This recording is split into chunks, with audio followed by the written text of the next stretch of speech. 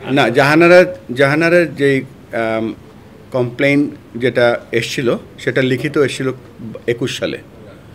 So ২১ সালে সম্ভবত সেটা রিজলভ হয়ে গিয়েছিল, এবং এটা আবার যে নতুনভাবে যেটা এসছে সেটা আমাদের কাছে কিছু আসেনি এখনও। বাবা উনি তো আমাদের ডিরেক্টর, এবং উনি একমাত্র ফিমেল ডিরেক্টর আমাদের। তো আমরা মনে করেছি যে ইনফ্যাক্ট এই কমিটিটা করার পেছনে আমাদের কারণ শুধু না, আমাদের যে উইশটা ছিল সেটা হচ্ছে একটা ইন্ডিপেন্ডেন্ট। তো একজন বোর্ডের কেউ থাকা উচিত যিনি বোর্ডের ইনফরমেশনগুলো দিতে পারবে, এই একটা কারণে। আর পরিবেশটা যেহেতু ২১-২২-এর ঘটনা ছিল, এবং আমরা যতদূর জানি ২১-২২-এ এটা শেষ হয়ে গিয়েছিল। আর ক্রিকেট বোর্ডে এখনও কেউ, মানে আমরা খবরগুলো পাচ্ছি কিছু জায়গা থেকে, ক্রিকেট বোর্ডে কোনো লিখিত কোনো বা ভার্বালি কোনো কমপ্লেন এখনও আসেনি। তারপরেও আমরা ব্যাপারগুলো দেখছি। আমি বলতে চাচ্ছি যে অনেক কিছুই তো দেখছি, বাট আমাদের যে যদি কেউ কোনো কমপ্লেন করে সেটা বোর্ডে লিখিতও আসতে পারে বা ভার্বালি আসতে পারে, তখন বোর্ড ব্যাপারটা আরও সিরিয়াসলি দেখবে। এখন নিউজ তো অনেক কিছুই থাকে, আমরা বলছি না অসত্য সত্য, এটাই। না, এটা আমি আপনার বোধহয় করে ফেলছেন, কনফিউজ করে ফেলছেন। ফার্স্টে ওনাদের যে কোয়েশ্চেনটা ছিল, যেটা হচ্ছে আমাদের ডাইরেক্টর ওবায়দুল্লাহর ইনভলভমেন্টটা, আপনার দিন শেষে বোর্ডের একজন রিপ্রেজেন্টেটিভ লাগবে, কারণ হচ্ছে এন্টায়ার প্রসেসটা হচ্ছে আমার ক্রিকেট বোর্ড রিলেটেড।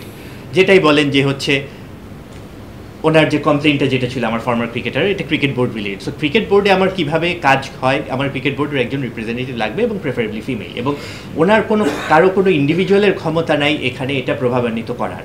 এটা ইন্ডিপেন্ডেন্ট কমিটি, তারা তাদের মতো কাজ করবে, এবং ৩ জনই আপনারা দেখেছেন উইথ এক্সপিরিয়েন্স। আচ্ছা, সেকেন্ড যেটা বললেন রিগার্ডিং ওএসডিটা বলা হয়েছে যে আপনার বোধহয় অনেক জায়গায় প্রচারও করা হয়েছে, এরকম কিছু এখনও পর্যন্ত ঘটেনি। বাট যেই জিনিসটা হচ্ছে যে এটা হয়তো বা অন প্রসেস বা এরকম হচ্ছে চিন্তাভাবনা করা হচ্ছে, যদি তারা কোনো ব্যক্তি, ফর এক্সাম্পল মনে করেন আপনারাই বলেছেন যে উমেন্স উইংয়ে আছেন, উমেন্স উইংয়ে থাকার পরে তিনি যদি কোনোভাবে এই ইনভেস্টিগেশন প্রসেসটা প্রভাবিত করতে পারেন, সেই ক্ষেত্রে সেটা আমলে নিয়ে সেটা হয়তো তাকে ট্রান্সফার করে দেওয়া হতে পারে। That was the whole point.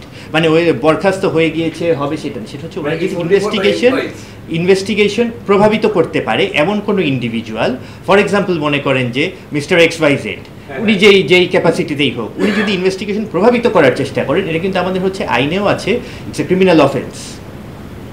Investigation বা এরকম যে কোনো কিছু এভিডেন্স ট্যাম্পারিং থেকে শুরু করে প্রভাবিত করার জন্য, তো সেই ক্ষেত্রে তো অবশ্যই সেই ব্যবস্থাগুলো গ্রহণ করা হবে। দিলাম যে ঠিক আছে, আমার এখানে যে কারো একজনকে আমি বলে দিতে পারি, আমি ব্লেম করতেই পারি, বাট সেটা কি গ্রাউন্ডে কি হবে, আমি তো কালকে এসে বলে দিতে পারছি ঠিক আছে আতিফ আজম ভাই এর সাথে আমার প্রবলেম আছে, উনি এই করেছেন, without any evidence, without justification, আমি বলে দিতে পারি। কিন্তু তার মানে তো এই না যে আমি আপনার এগেনস্টে ইনকোয়ারি কমিটি করে দিলাম, আপনাকে মিডিয়া ট্রায়ালে নিয়ে আসলাম, তার মানে কিন্তু এইটা না।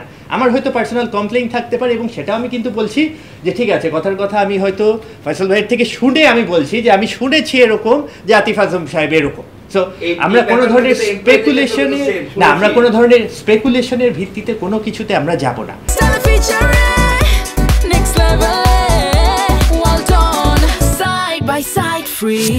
বলছে যে তদন্ত পুঙ্খানুপুঙ্খভাবে তদন্ত করে রাইট ডিসিশনটা নেওয়া। সো বিপিএলের যেই আমি আপনাকে পুরো জার্নিটাই বলি। বিপিএলের যে এই একটা স্পেশাল তদন্ত কমিটি আমাদেরকে প্রথমে একটা সাসপেক্টেড কিছু নাম দিয়েছিল এবং কিছু হাইলাইট দিয়েছিল বা কনসলিডেট একটা ছোট্ট রিপোর্ট দিয়েছিল।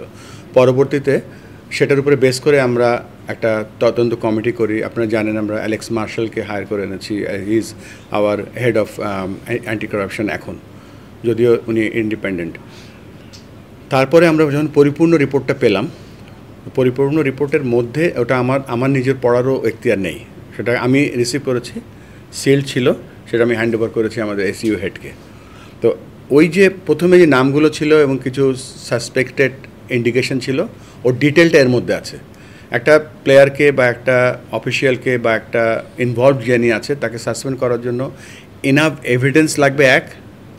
2 নম্বর হচ্ছে যে ওই তার বিরুদ্ধে অ্যাকশান নেওয়ার জন্য কী কী লিগ্যাল স্টেপস আছে সেগুলো নেওয়া। ওটা কিন্তু আপনারা ভাবছেন যে ওটা হারিয়ে গিয়েছে বা ওটা আন্ডার দ্য কার্পেট চলে গেছে, না, ওটা জীবিত আছে এবং সেটা জীবিত এবং সেটা রাইট ডিসিশনটা নেওয়ার জন্য আমরা খুব সিরিয়াস কাজ করছি। এখানে ব্যাড লাক আমাদের যে একটা ইভেন্ট একটার পর একটা ইভেন্ট চলে আসছে, এই জন্য হয়তো ওই ইভেন্টের আগেই হয়তো ওই ফাইনাল রিপোর্টটা করতে পারছি না based on because of the procedure. তো এইখান থেকে আমরা অ্যাকচুয়ালি নড়িনি যে আমরা কোনো একটা রিপোর্ট গায়েব করে দিচ্ছি, এরকম কিছু নাই। আমরা সমস্ত রিপোর্টের পুরোপুরি ওটার আউটকাম এবং শাস্তি বা মওকুফ যা আছে ওর মধ্যে তারা নেবে, আমরা তাদেরকে ওইটার ফুল সাপোর্ট করছি। আর পরবর্তী যেটা বললেন সেটা একটা কমিটি তারা কাজ করছে এখন, কিছু যেহেতু একটা কাজ করার প্ল্যান করেছে, এই সময় আমরা কিছু বলতে চাচ্ছি না এটা নিয়ে।